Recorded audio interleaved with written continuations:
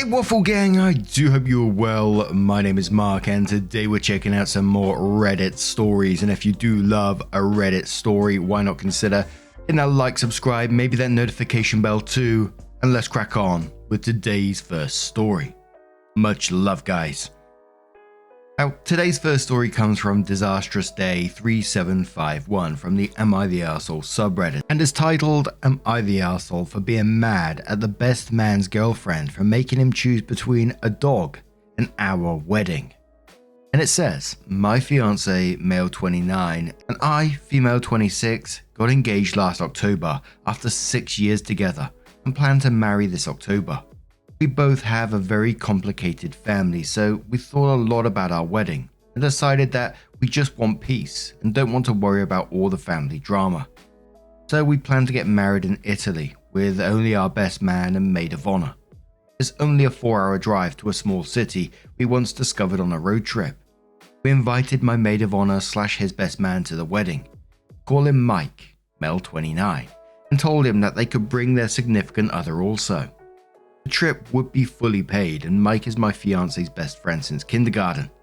Mike's girlfriend, let's call her Courtney, female 28, and him are together for 3 years. We were very welcoming towards her and I befriended her also. We did a lot of things together, helped them move and build their home. Mike and Courtney are getting a dog, hopefully in September. So Mike told us he needed a different hotel because the one we chose is not dog friendly. And at the time of our wedding, October, they would probably have the dog. We apologized and looked for another hotel. Then he texted that Courtney thinks the dog wouldn't make the long drive, which we understood. We said that there are probably a lot of friends and family who could take the dog, but Courtney doesn't want that. Mike told us that Courtney would probably stay home with the dog and he would travel alone. Here comes the drama. The following day, Mike wrote us that he will not come to our wedding because Courtney doesn't want to be alone with the dog for the weekend, and she also would like to attend the wedding. Courtney wrote to me that we could change our wedding month or the place, maybe just a wedding in our hometown, so that they would come. I said no. If we married in our hometown, the families would want to attend, and all the drama between parents and siblings would stress us out. My fiance asked Mike again if he couldn't come alone. And he finally told us that Courtney threatened to end the relationship if he doesn't stay with her and the dog. My fiance was absolutely sad and disappointed and told Mike his feelings. He's normally not over emotional, but that was hard for him. Courtney wrote me the following day as if nothing has happened, and I told her that I'm absolutely disappointed in her and can't understand her behavior and how she puts this dog, who is in absolutely no danger or need to have 2 people dog sitting him, over our wedding, and kind of expected her to apologize for all the stress she put us through. She called me insensitive and an offensive person, a bridezilla who wants her wedding above everything, and said she couldn't accept my behavior even if I apologized. I just can't comprehend why I should apologize. I feel like I can express to friends if I'm disappointed, and I absolutely didn't write anything offensive. Opie then mentions that English is not their first language, so apologies for any of the mistakes, and then says edit 2 to clarify there is no dog yet. They talked to a breeder. He said that if his dog mama gets pregnant and has more than 3 babies, they would get one in September. Now this is one of those stories that made me instantly think, I wonder what's going on in the background in that relationship, that she's threatening to end the relationship if he doesn't stay with her and the dog. Yet, the dog isn't even there yet. The dog isn't even in this world yet. It's all a hypothetical situation. And it's one of those situations I wouldn't be bowing down to any of those demands from her, etc. You know, you can't attend, that's up to you. But at the same time, I think I'd be saying to Mike in some kind of subtle way, is everything okay? And of course, I don't think Opie has to do that, but I think it's something that I would do. A couple of relevant comments. Someone says Courtney is out of line and not worth knowing. Opie says, okay, thanks. I really couldn't understand her either and started doubting myself. My birthday's in 2 weeks, and I wrote Mike that I don't want her to attend because I'm too mad about all that. And he wrote me back that she said she doesn't want to see me or my fiance for the next months, even if I apologize. So I guess not seeing her will be an easy thing. Someone says, why can't they just postpone getting the dog for a month? Opie says they want to get the dog from a breeder, who says it's mandatory to get the dog after 12 weeks or someone else would get the dog. Someone else says, wait, so the dog isn't even pregnant yet, and they don't know how many puppies she'll have. Opie says, yes, you are absolutely right. Maybe I should have made that more clearer. A, the dog is not even pregnant, and B, they don't know if there are enough babies for them to get one. They have priority 4. That's why I wrote they will hopefully get one in September, because it's not even clear if it's happening. Yes, they talked to the breeder and he put them on the list. The dog is not even pregnant, but if she gets pregnant and if she has more than 3 babies, they would get a dog in September. A lot of ifs. I don't think it's about money. Everything would be fully paid by us, and I really don't think we gave her any reason to hate us, but I don't know. Someone says this just makes her argument even worse. Opie says yes. If I wouldn't feel so sorry for my fiance and a little bit for Mike, I would find it absolutely justified and funny if they don't get a dog. Maybe Mike would wake up about this shitty choice if he missed our wedding and didn't get a dog, so he'd just have to sit at home alone with Courtney while we're having a blast in Italy. Some info on Mike and Courtney. Opie says, yes, we did tell Mike that we are not changing anything now. He told us that he won't come to our wedding. He's sad about it, but doesn't want to break up with Courtney. They recently built a house together, and she talks all the time about children, so it's pretty serious between them. My fiance and I don't even know what to feel about all that. And little side comment there, but that when it was talking about children as well, I thought, bloody hell. Now, I absolutely love dogs. I absolutely love Poppy, but it's responsibility, and dogs and children at the same time. That sounds like taking on a hell of a lot of responsibility all at the same time. I know people do it all the time, but holy moly. A couple of the top comments from the post. So Bulbasaur Ranch says, whoa, what the fuck? That girl is way out of line. That's some crazy behavior. There is zero valid reason Mike can't attend. He's pretty spineless to himself to allow her to dictate his plans like this. Courtney is the kind of person not worth knowing. I begin to exclude her from everything but continue to invite Mike to things. Eventually he will realize that she is preventing him from doing things. Not the arsehole. Euthanasia 63 says, oh dear god. OP, tell Mike and Courtney you will be getting married as planned and staying at your chosen motel as planned. And if Mike would like to have a free getaway and stand up for his longtime best friend, he would love for him to come. But if he can't, he will be replaced. You don't have to care if Courtney comes. Mike seems to like her, but she sounds unreasonable and angry. I wouldn't be upset at all if she didn't come. You are trying to have an easy wedding. This is almost an elopement. If Mike and Courtney can't get on board with your plans, you can move forward without them. Your wedding isn't about them or the dog. They might have adopted by your wedding date, and how the dog can't be left with a caretaker for a couple of days, because the girlfriend of your fiance's best friend can't bear to do that. I roll my eyes. Not the arsehole. Death and Taxes says not the arsehole, and I feel a bit sorry for Mike, to be honest. They didn't even have a dog yet. I think even looking for another hotel so that their currently non-existent dog could travel with them was incredibly accommodating of you. There are several solutions available to them. Wait and get a dog after the wedding. Have a family member dog sit. Put the dog into kennels. Have Courtney stay home with the dog, but the only solutions Courtney feels acceptable would be for Mike to miss his best friend's wedding, where he is to be best man, or for you to completely change your wedding dates or venue to accommodate their currently non-existent dog. You have nothing to apologize for. There is something else going on with Courtney.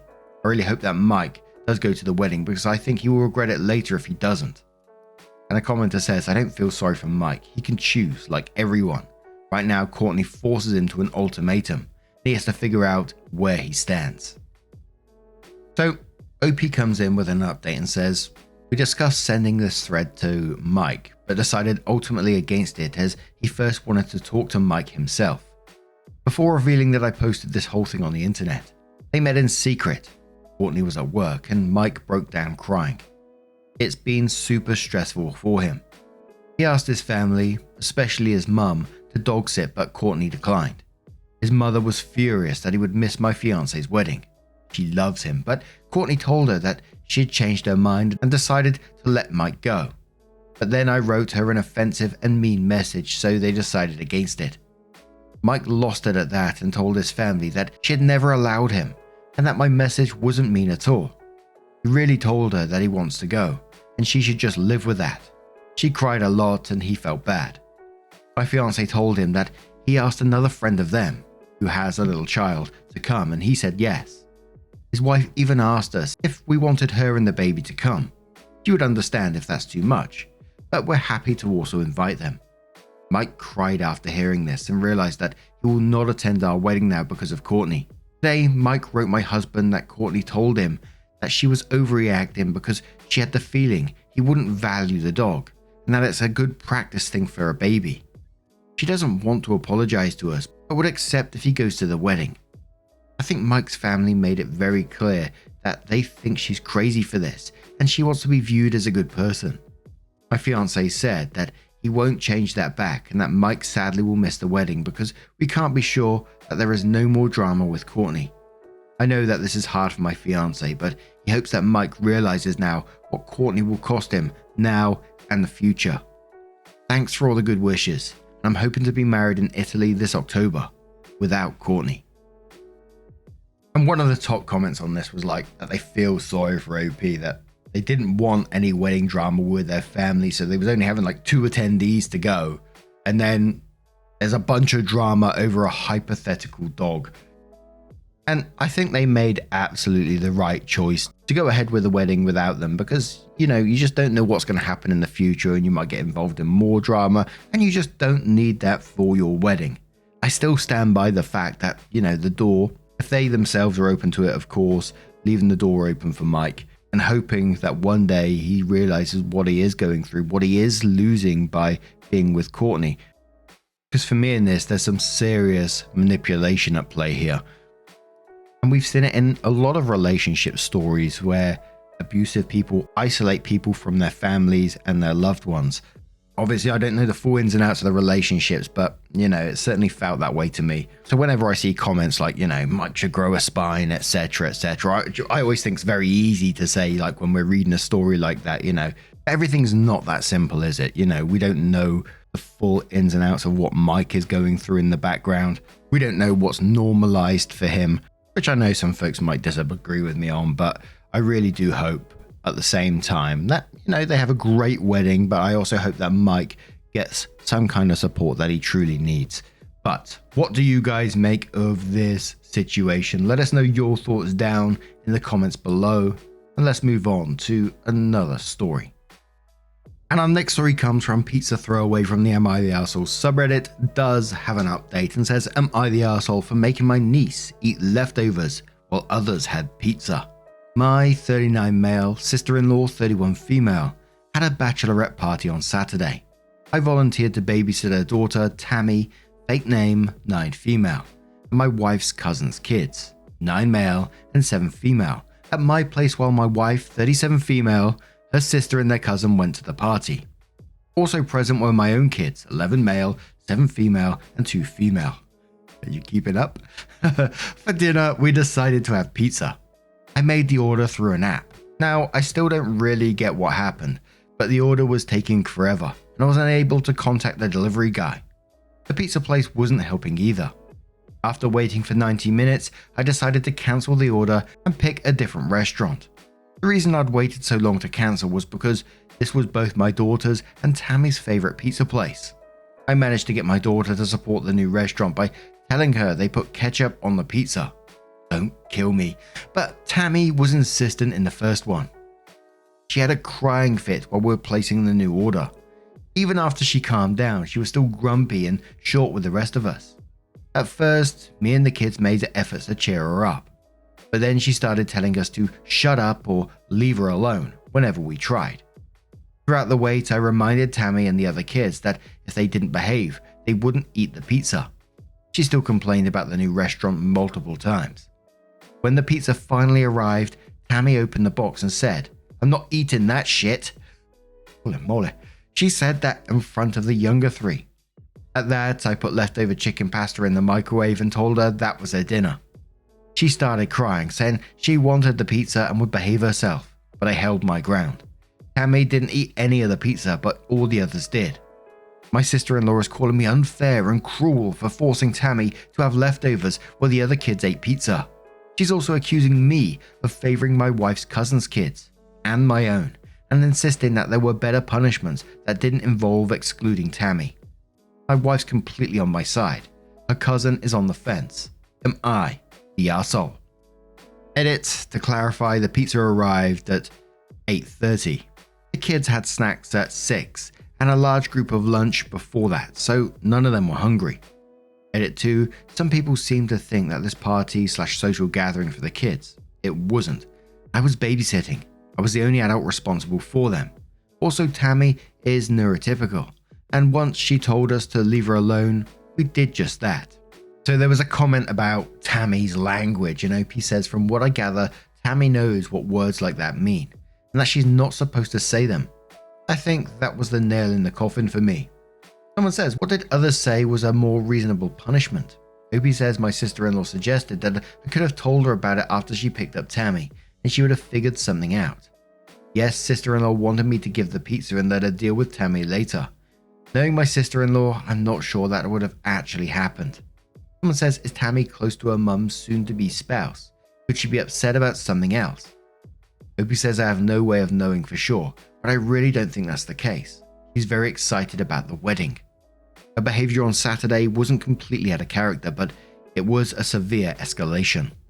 My sister-in-law's fiance has been in Tammy's life since she was 3. He's the only paternal figure she has. And there was a lot of people confused about the ketchup and think that Tammy didn't want ketchup. OP says, you do realize this has nothing to do with my question, right? I know for a fact that kids like ketchup on pizza, but the only reason I told my daughter that was to get her excited about the new pizza. For the kids, this wouldn't have been a bad thing. And even if I thought my daughter might tell the other kids, I was with them at all times. I know she didn't. And then there were some grumpy, downvoted people trying to blame OP for things. Here's some of his answers to those. OP says, okay, your comment was the latest one, so let me take this opportunity to make some things clear. The kids did have access to food and drinks while waiting. If they were hungry, they could eat, but no one was hungry. I did have planned activities. We watched movies, we played board games, the younger girls even did my hair. The kids had fun. The only thing that went wrong was the pizza delivery. I don't expect praise for babysitting. I barely even consider it that. Half of them are my own kids. I said it wasn't a party/social gathering because it wasn't, and the idea it might be could lead to someone to look at the situation differently. Yeah, I can imagine the shock when a 9-year-old turns around and says that and when this pizza turns up. Holy moly. I don't know if I feel like I'm wrong in saying it, but I don't think that was an unreasonable punishment. You know, she said it's shit, so don't have it. It's not like you starved her, you made her something else. She's just not getting the treat that you bought for everyone. And I just don't think it's the harshest punishment in the world. You know, you're going to say it's shit, fine, don't have it. And there was a bunch of other youngsters there at the same time, which, you know, just isn't great behavior in front of them. So OP kindly comes in with an update around 2 weeks later and says, hey Reddit, it's been almost 2 weeks since I posted. I can now say that the situation has been resolved. First of all, I want to state that I always knew this was a parenting problem. We love my wife's sister, but she's not a great person. She's loud, abrasive, and occasionally selfish. Sister-in-law also has the mouth of a sailor. She shares that last trait with both my wife and their mother, but unlike them, she can't control herself in inappropriate settings. She doesn't swear around young children and has taught Tammy that swearing is bad, but doesn't punish or berate her for doing so. Sister-in-law is part of the kids plus swearing equals comedy squad, so she usually just laughs. Well, I'm also an honorary member of that squad. There's a time and place for that. Which is why I was appalled at those who said Tammy's actions were normal behavior for a 9-year-old. It's not. That part I already knew was rude. My question was whether I was right to deny a pizza over it. And after reading your comments, I've concluded I did the right thing. Some of you advised me to refuse to babysit Tammy from now on. I decided I wanted to give sister-in-law and Tammy an opportunity to apologize first. My wife called her sister and told her that neither me or her would agree to babysit Tammy again without an apology. Sister-in-law didn't think they had anything to apologize for. They had a long discussion over the phone. It stopped when sister-in-law called their mother, who took my and my wife's side. Mother-in-law agreed that we had every right to refuse to host someone who didn't respect us in our home. That's when sister-in-law finally apologized to us. Tammy doing the same soon after. We have no interest in blowing things out of proportion, so both apologies have been accepted. Sister-in-law's wedding is later this month and we're all attending. I don't want people to think that my niece and sister-in-law are bad people. They can be difficult at times, but we love them both. So both me and my wife have agreed to continue babysitting Tammy on occasion. But if history repeats itself, I won't hesitate to nip this in the bud. The main piece of advice I'm following from your comments is to, while babysitting, treat everyone the same and hold everyone to the same standards as my own kids. It's what I did with the pizza fiasco, and I continue to do it in the future. On a lighter note, we live in Latin America, and the overwhelming surprise at some details I shared in my post, including military time and ketchup on pizza. Yes, I know it's awful, but it's popular with some kids around here. It was definitely interesting. Someone called Opie out. They said that you're saying sister-in-law isn't a great person just because she swears. Opie says, I say sister-in-law isn't a great person because she's selfish, abrasive, and loud. I have no problem with her swearing that much. Again, my wife does too, but I do have a problem with doing so in an impolite or rude manner. I don't call the food shit and still expect to have it. And OP about the ketchup again, saying, my daughter's godmother is Italian. Pretty sure she wants to murder me whenever she sees my kid putting ketchup on pizza. And I gotta make a confession to you guys as well. I've done that once as well. I put ketchup on a pizza. It was only because I went to the local shop and I was so hungry and I bought like the quad cheese pizza and it was just too much cheese, man. I couldn't get it down. Needed some ketchup with it. Wasn't too bad, to be fair. But now I'm going to turn this one to you guys. What do you guys make of this situation? What do you think about ketchup on pizza? Oh dear. Hide from the comments. Let us know your thoughts down in the comments below. And just a huge thank you for being here today, getting involved in the stories. Your love, your support, your time always means the absolute world to me. So thank you so much for being involved. Truly, you are absolutely amazing. And hopefully I'll see you in the next one. Take care and much love.